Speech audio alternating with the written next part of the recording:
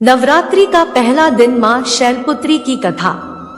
नवरात्रि में दुर्गा पूजा के अवसर पर दुर्गा देवी के 9 रूपों की पूजा उपासना बहुत ही विधि विधान से की जाती है।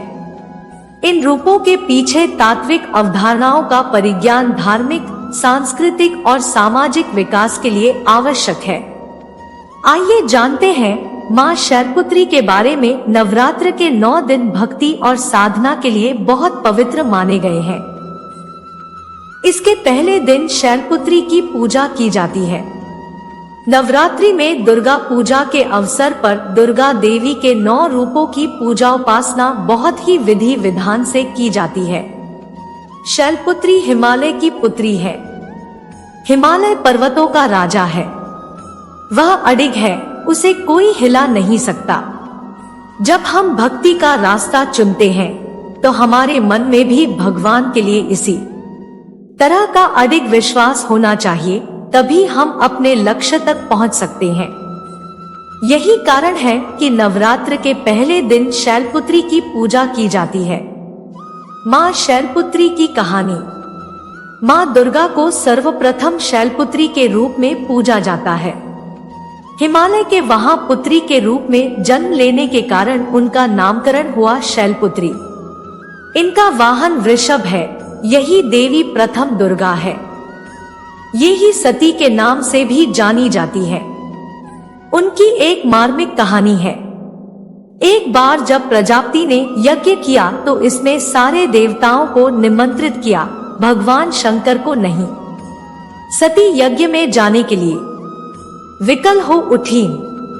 शंकर जी ने कहा कि सारे देवताओं को निमंत्रित किया गया है, उन्हें नहीं। ऐसे में वहां जाना उचित नहीं है। सती का प्रबल आग्रह देखकर शंकर जी ने उन्हें यज्ञ में जाने की अनुमति दे दी। सती जब घर पहुंची तो सिर्फ मां ने ही उन्हें स्नेह दिया। बहनों की बातों में व्यंग्य और उपहास के भाव थे। भगवान शंकर के प्रति भी तिरस्कार का भाव है। दक्ष ने भी उनके प्रति अपमानजनक वचन कहे। इससे सती को क्लेश पहुंचा। वे अपने पति का यह अपमान न सह सकी और योगाग्नि द्वारा अपने को जलाकर भस्म कर लिया। इस दारुण दोहक से व्यथित होकर शंकर भगवान ने उस यज्ञ का विध्वंस करा दिया। इसी सती ने फिर शैलराज हिमालय के यहाँ पुत्री के रूप में जन्म लिया और वहां जन्म लेने की वजह से इनका नाम शैलपुत्री पड़ा। पार्वती और हेमवती भी इसी देवी के अन्य नाम है। शैलपुत्री का विवाह भी भगवान शंकर से हुआ। शैलपुत्री शिवजी की अर्धांगिनी बनी। इनका महत्व और शक्ति अनंत है। मां शैलपुत्री का वास काशी नगरी वाराणसी में माना जाता है। वहां शैलपुत्री का एक बेहद प्राचीन मंदिर है, जिसके बारे में मान्यता है कि यह मां शैलपुत्री के सिर्फ दर्शन करने से ही भक्तजनों की मुरादें पूरी हो जाती है। कहा तो यह भी जाता है कि नवरात्र के पहले दिन यानी प्रतिपदा को जो भी भक्त मां शैलपुत्री के दर्शन करता है, उसके सारे वैवाहिक जीवन के कष्ट दूर हो जाते हैं।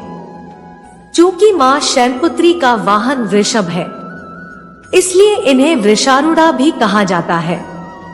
इनके बाएं हाथ में कमल और दाएं हाथ में त्रिशूल रहता है। मां शैलपुत्री का नाम पार्वती भी है और इनका विवाह भी भगवान शिव से हुआ था। आशा करती हूँ कि आपको यह वीडियो पसंद आई होगी। यहाँ तक बने रहने के लिए शुक्रिया। ऐसी ही और वीडियो देखने के लिए हमारे इस चैनल ज्ञान की गंगा को सब्सक्राइब करें। धन्यवाद। हर हर महादेव।